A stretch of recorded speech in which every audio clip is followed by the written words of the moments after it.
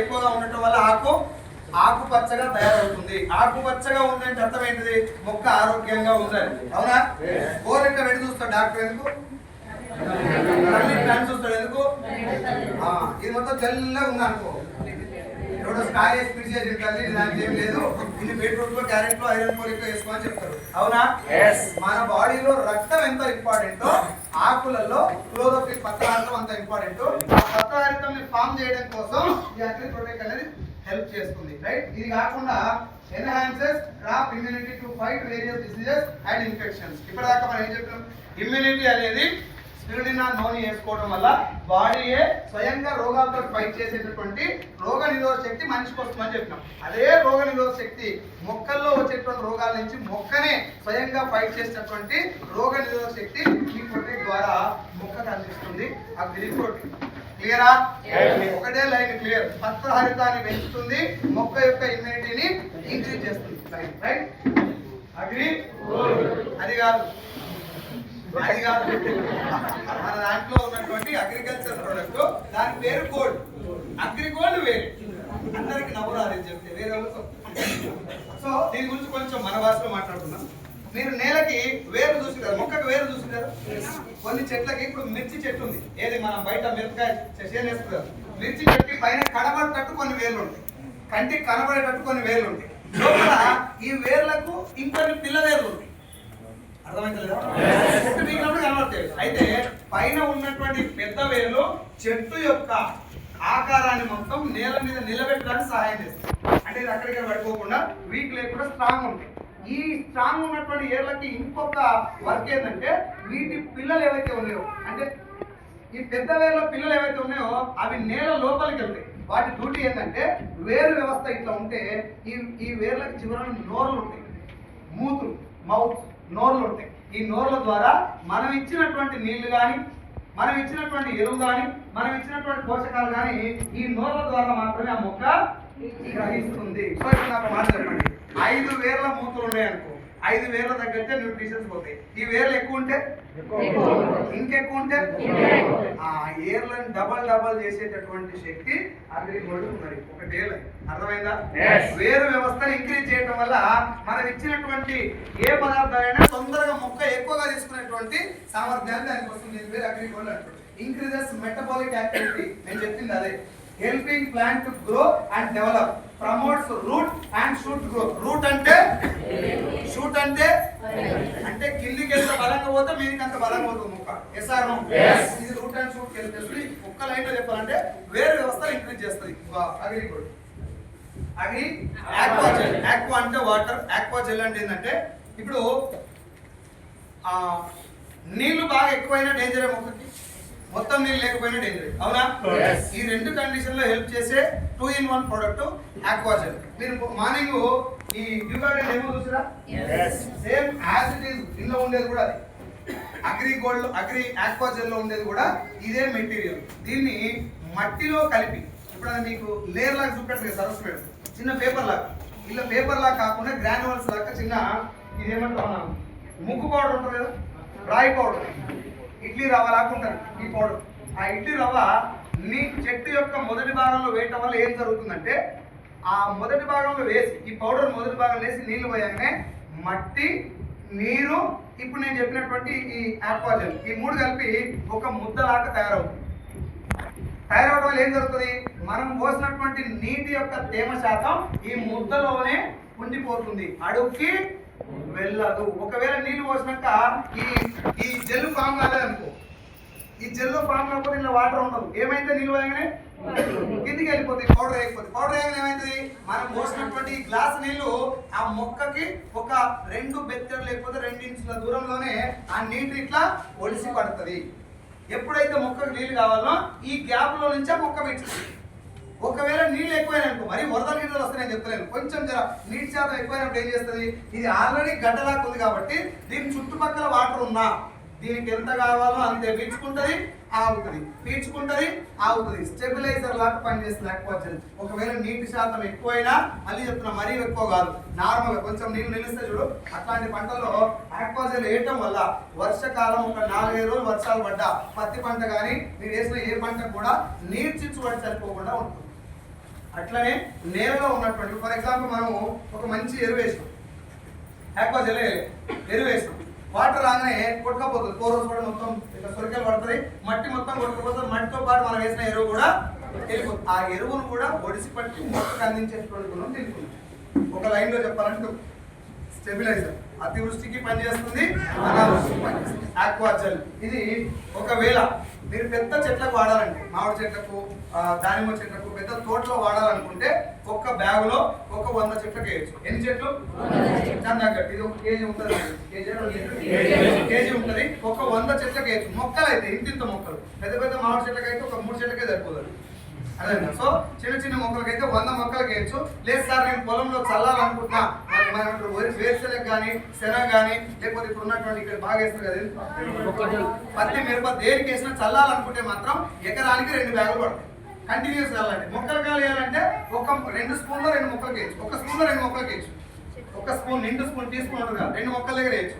జాగ్రత్తగా వేసుకుంటే చాలా బాగుంటుంది. ఎట్లా అంటే ఇది మొక్క అనుకోండి, రైట్, ఇది మొక్క అనుకోండి, దీని చుట్టూ కొంచెం మట్టి తీయాలి, మరి చెట్టు చూసిపోతాడు కాదు. మీరు ఎవరు తీయకూడదు, మీరు ఆయన అడుగుతుంది. వ్యవసాయం ఖర్చు ఉన్నది, నన్ను ఒకసారి తీయమంటే నేను చేను తీకినా, కొంచెం ఆ పని చేయకుండా నేను చేనే తీకినా, మా తర్వాత చేస్తే మొత్తం చెట్టే ఈ చుట్టుపక్కల కొంచెం మట్టి తీసి, రైట్, దాంట్లో ఆక్వాజెల్ ఇట్లా నిండా చల్లి చెట్టు చుట్టూ చల్లి ఆ మట్టిని వాళ్ళకి కప్పాలి. కప్పి నువ్వు వాటర్ ఎప్పుడు పెడితే అప్పుడు ఇది ఒక ఇట్లా ముద్దలాగా అయ్యి అక్కడ జమై ఉంటుంది. దాంట్లో నీళ్లు ఉంటాయి, ఆక్వాజెల్ ఉంటుంది, మట్టి కూడా ఉంటుంది. అంటే మట్టిలో ఉన్నటువంటి ఈ న్యూట్రిషన్స్ కూడా తీసుకుంటాను, మట్టి తడిగా ఉంటుంది.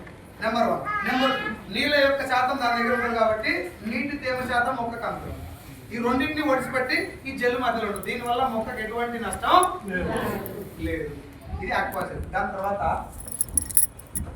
ఇది అగ్రి భూమి. కింద మనం ఏమనుకున్నాం, బయట ఉన్నటువంటి చింత చెట్లకి ఎక్కడ కూడా ఎవరు నీళ్లు పోయరు, సీతాఫలాలకి నీళ్లు పోయరు. కానీ నేలలో ఉన్నటువంటి సహజమైనటువంటి ఎరువుని ఉపయోగించుకొని ఆ మొక్క చాలా ఏపుగా బలంగా ఎదిగి పండ్లను కూడా ఇస్తుంది. ఒకసారి ఆలోచించండి, చింత చెట్టుకు అంత బలం ఎక్కడి నుంచి వస్తుంది? అదే నేలకెడికెళ్ళి పోతుంది. ఆ చెట్టు తినండి, ఆ చెట్టు యొక్క ఆకులు రాలి అడుగులో పడుతుంది. మీరు ఎప్పుడన్నా చింత చెట్టు అడుగు కానీ, నేరేడు చెట్టు అడుగు కానీ, సీతాఫలం చెట్టు అడుగు కానీ చూడండి, ఆ అడుగులో తెచ్చి ఒక్క ఇట్లా దోశ ఇట్లా మంట తెచ్చి ఇంటి దగ్గర పెట్టుకొని ఏ పంట అందులో పెట్టుకోండి, కొత్తిమీర, కరివేపాకు, చిన్న చిన్న పుదీనా, కొత్తిమీర లాంటివి ఎంత ఏపుగా పెరుగుతుందో చూడండి. మీరు ఏ ఎరువు వేయాల్సిన అవసరం. ఎందుకు అంటే జంతు సంబంధిత, వృక్ష సంబంధిత కళేబరాలు నేలలో కలిసినప్పుడు ఒక సారవంతమైన మట్టి తయారవుతుంది. ఆ వృక్ష కళేబరాలు అంటే మీనింగ్ ఏంటంటే, ఇప్పుడు మన ఇంట్లో సరే అది పెద్ద స్టోరీ వదిలేదు కానీ చెట్టు యొక్క ఆకు కానీ, చెట్టు యొక్క పళ్ళు కానీ, చెట్టు యొక్క బెరడు కానీ, దాని యొక్క ఈ నార కానీ, ఏదన్నా చెట్టు యొక్క ఒక భాగం అది రాలిపోయి నీళ్ళలో పడితే కుళ్ళిపోతుంది, అవునా? ఆ కుళ్ళిపోయినప్పుడు దాని నుంచి ఉన్నప్పుడు ఇప్పుడు మనం పత్రహరితం అని మాట్లాడుకున్నాం, ఆ పత్రహరితం లాంటిది అందులో ఎండిపోయినటువంటి పదార్థం ఏమున్నా నేలలో కలిసి మంచి సారవంతమైన బలమైన ఎరువు తయారవుతుంది, జీవామృతం లాగా అవుతుంది. అది దాన్ని నేల అలాంటి పీల్చుకుంటుంది. ఆ పీల్చుకున్న నేల దాన్ని మళ్ళీ చిన్న చెట్టు తీసుకుంటుంది. ఇట్లా ఏ చెట్టు అడుగు భాగంలో ఆ చెట్టు మీద వాలినటువంటి చిన్న చిన్న పురుగులు, దానికి నుంచి రాలిపోయినటువంటి పండ్లు, దాని నుంచి రాలిపోయిన కాయలు, ఆ కాయల మీద ఉన్నటువంటి చిన్న చిన్న కొసుకలు అంటారు కదా, పొట్టు, వృక్ష సంబంధిత కళేబరాలు, చెట్టు సంబంధిత కళేబరాలు అంటే చిన్న చిన్న క్రిమికీటకాలు చచ్చిపోయి కూడా నేలలో తయారైనప్పుడు మంచి హ్యూమిక్ తయారవుతుంది. దాన్ని కార్బన్ అంటారు. ఏమంటారు? ఎట్లుంటుంది ఆ కలరు? నలుపు రంగులో. ఎక్కడ మీకు ఎర్ర నేల ఉన్నా కూడా చింత చెట్టు కింద అవన్నీ రాలితే ఆ నేల నలుపు అయిపోతుంది. ఎందుకు అంటే కార్బన్ తయారవుతుంది. అది న్యాచురల్ గా ఎటువంటి ఫ్యాక్టరీ లేకుండా, ఎక్కడ మిషన్ లేకుండా తయారవుతుంది. భగవంతుని సృష్టి అంత గొప్పది. ఏ రోజు కూడా ఒకసారి మీరు చెట్టు కింద కూర్చొని ఆలోచించండి, ఖచ్చితంగా ఎండాకాలంలోనే మామిడికాయలు ఎందుకు వస్తాయి, ఖచ్చితంగా వానాకాలం ముందే సీతాఫలాలు ఎందుకు వస్తాయి అంటే ఆ టైంలో మనిషికి వచ్చే ప్రాబ్లమ్స్ వల్ల ఆ పండు తింటేనే ఆ ప్రాబ్లమ్స్ తగ్గుతాయి. కాబట్టి అదే కాలంలో ఆ పండు పండేటట్టు చేసింది దేవుడు. అర్థమవుతుందా? మన దరిద్రం ఏంటంటే మనకి ఇప్పుడు కూడా మామిడిపాలు కావాలని సూదులు గుర్తు తెచ్చుకుంటాం. ఏ కాలంలో పడితే ఆ కాలంలో ఎటువంటి పురుగులు పడతాయి, అవునా కదా? సో ఇప్పుడు భూమికి అంటే ఏంటంటే నేలలో ఈ జంతు సంబంధిత కళేబరాలు, వృక్ష సంబంధిత కళేబరాలు కలిపి మురగబెట్టి వాటితో చిన్న చిన్న గ్రాన్యువల్స్ తయారు చేసి ఇక్కడ మన భూమి గ్రాన్యువల్స్ రూపాయలు ఇస్తున్నారు. 100% సేఫ్ అండ్ ఆర్గానిక్, ఎక్కడ కూడా కెమికల్స్ కలిపినటువంటి ప్రొడక్ట్ కాదు, రైట్. దీన్ని నేలలో చేయడం వల్ల నేలని కంప్లీట్ గా గుళ్ళ చేస్తారు. లాగా మీరు ఎప్పుడైనా చూడండి, గట్టి నేల ఉంది, బలమైన ఇట్లా తొక్కి తొక్కి తొక్కి క్రికెట్ ఆడిన నేల అనుకోండి, క్రికెట్ ఆడిన నేల అలా మొక్క వేస్తే పంతది ఏ నేలలో పంతది? కుంకుమ ఉంటుంది, పిండి కుంకుమ.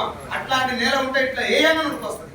ఎస్ఆర్ ఇంత పైన ఉన్నా పర్లేదు, దాని మీద నీళ్ళు పడితే కదా ఏరు కింది పోయి మొక్క పైకి వస్తుంది. అదే గట్టి నేల మీద అయితే ఈ ఉమ్మికి ఏం చేస్తుందంటే ఆ నేలని గుళ్ళగా చేస్తుంది. లోపల నీళ్ళు కూడా తొందరగా వెళ్తానుకో, దాంట్లో తేమ శాతం ఇంక్రీజ్ అవుతానుకో, వాటర్ హోల్డింగ్ కెపాసిటీని పెంచడానికి నువ్వు ఏదన్నా మొక్క కానీ గింజ కానీ దాని పైన పెడితే వెంటనే దాని వేరు లోపల పోతానుకో నేలను లూజ్ చేసి పడేస్తుంది. ఇది మొట్టమొదటి కూడా అగ్రి ఉమ్మికి. Improve soil texture, soil porosity. Porosity అంటే ఇందాక నేను చెప్పినట్టు గుళ్ళ. టెక్స్చర్ అంటే నేల యొక్క స్థితి. కొన్ని అంటారు కదా, ఇగో ఇది ఇసుక నేల, ఇది బంక నేల, ఇది రాడ్ లేకుండా, అంటే దాన్ని ఇంప్రూవ్ చేసి మొక్క నువ్వు ఏదైనా పంట పెరగడానికి అనుకూలమైనటువంటి వాతావరణాన్ని ఆ నేలలో క్రియేట్ చేయడాన్ని నేల యొక్క స్ట్రక్చర్ ని ఇంక్రీజ్ చేయడం, రైట్. దాని యొక్క పోరోసిటీ అంటే ఇందాక నేను చెప్పినట్టు నేల గుల్ల బాగా చేస్తుంది. ఆ తర్వాత ఎయిరేషన్, గాలి వెళ్ళాలంటే నేల ఎప్పుడు ఉండాలి? గట్టిగా ఉండాలా, లూజ్ ఉండాలి. అంటే ఎయిరేషన్ వర్కౌట్ చేస్తే అండ్ వాటర్ హోల్డింగ్ కెపాసిటీ వారానికి ఒక తడి పెట్టే దగ్గర 10 రోజుల దాకా తడి అవ్వటట్టు ఈ ప్రొడక్ట్ పనిచేస్తుంది. Manages biotic and abiotic stress. Biotic అని అంటే బతికున్నటువంటి జీవులు, శిలీంధ్రాలు, క్రిమి కీటకాలు పంటకు నష్టం కలిగిస్తే అది బయోటిక్ స్ట్రెస్ అంట, రైట్. అంటే ఏదన్నా బతికున్నటువంటి పురుగు, జీవంతో ఉన్న పురుగు పంటకు పట్టుకుంటే దాన్ని బయోటిక్ స్ట్రెస్ అంటారు. బతికున్న బయో అంటే జీవం, రైట్. ఏ బయోటిక్ అని అంటే కెమికల్స్ వల్ల మొక్కకు జరిగే స్ట్రెస్ ని ఈ అగ్రిమిక్ అనేది తట్టుకునేలా చేస్తుంది. బయోటిక్ ఏబయోటిక్ స్ట్రెస్ అంటే ఒక లైన్ లో చెప్పాలంటే క్రిమి కీటకాల వల్ల మొక్కకు జరిగే నష్టాన్ని అంటే మీన్స్ ఆ ఒత్తిడిని, మనం కొట్టే స్ప్రేల వల్ల జరిగే ఒత్తిడిని కూడా కంట్రోల్ చేసుకునేలా చేస్తుంది అగ్రిమిక్ గ్రాన్యువల్స్. ఇది మనకి 2 రూపాయలు ఉంటుంది. ఒకటి చల్లుకోవడానికి 5 కేజీల బ్యాగ్ ఉంటుంది, ఇది గ్రాన్యువల్స్ గుళికల రూపంలో ఉంటుంది. రెండోది హ్యూమిక్ లిక్విడ్ కూడా ఉంటుంది, అది మనం స్ప్రే చేసుకోవడానికి. ఓకేనా? తర్వాత అగ్రి 82, ఈ పేరు 90 పెట్టేది బాగా గుర్తుంది. అగ్రి 82. సో 82 అంటే మీనింగ్ ఏంటంటే 82% ఆఫ్ ద ఇప్పుడు మనం చెప్పుకున్న ఇంగ్రీడియంట్ 82% దాంట్లో powered by nano technology. Vestige Agri 82 with non ionic spray adjuvant. Adjuvant అంటే ఎందుకు నేను చెప్తాను. Increases the spreading, wetting, sticking, activation and penetration, right. Spreader గా యాక్టివేటర్ గా పనిచేస్తుంది. అడ్జువెంట్ అంటే మీనింగ్ ఏంటంటే మీరు ఎప్పుడన్నా ఏదైనా ఒక ప్రొడక్ట్ వాడినప్పుడు అది నేలలో కానీ మొక్కకు కానీ బలంగా ఇంకినప్పుడు అబ్జర్వ్ అయినప్పుడు రిజల్ట్ వస్తా, మీద అయితే రిజల్ట్ వస్తుంది.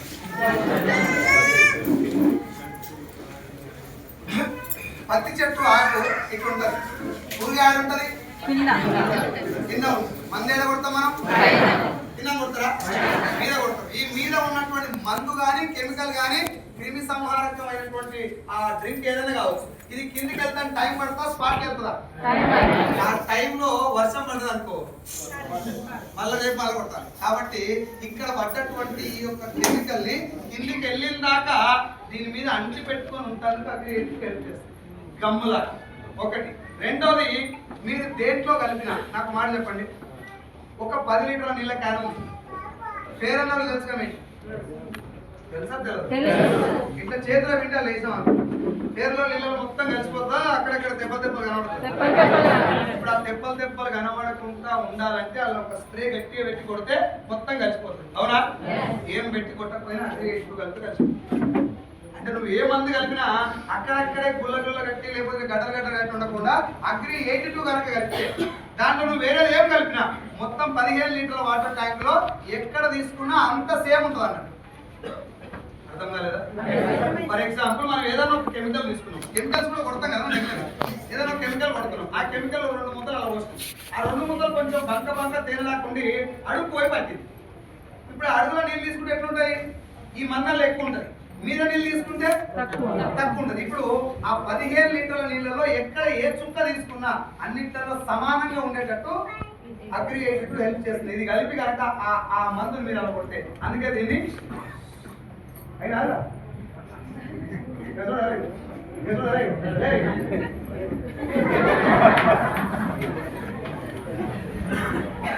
అయితే స్ప్రెడర్ అంటారు దీన్ని. ఆకు మీద ఈవెన్ గా స్ప్రెడ్ అయితే దాన్ని స్ప్రెడర్ అంటారు.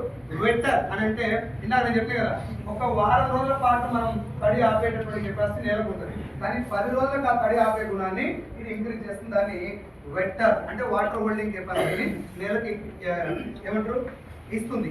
యాక్టివేటర్ అని ఇంకో పదం చెప్పిన, స్ప్రెడర్, వెట్టర్, యాక్టివేటర్. యాక్టివేటర్ అంటే ఏంటి? మీరు ఏ మందు అయితే కొట్టాలనుకుంటారో, అది అగ్రిభూమికి కావచ్చు, అగ్రిగోల్డ్ కావచ్చు, మన సప్లిమెంటే కావచ్చు, బయటే కావచ్చు, దానికి మొక్క కొట్టాలనుకున్నప్పుడు దాని పనితనం ఫుల్ ఉండాలా, సగం సగం ఉండాలి? దాని పనితనం ఫుల్ ఉండాలంటే అది ముందు నీళ్ళలో మొత్తం నువ్వు ఇప్పుడు ఫర్ ఎగ్జాంపుల్ మందు అవుతుంది, రైట్? మందులో నీళ్ళు పోసి నీళ్ళు మీద మందు కింద ఉంటే కలుపుతుంది, ఏం చేయాలి దాన్ని? అంటేనే మొత్తం అది ఈ వెనక పోతుంది. ఇక్కడ కూడా నువ్వు వేసినటువంటి ఏ మందు అయినా 15 లీటర్ల నీళ్లకు పూర్తిగా కలుపుతందుకు ఇది హెల్ప్ చేస్తుంది, రైట్?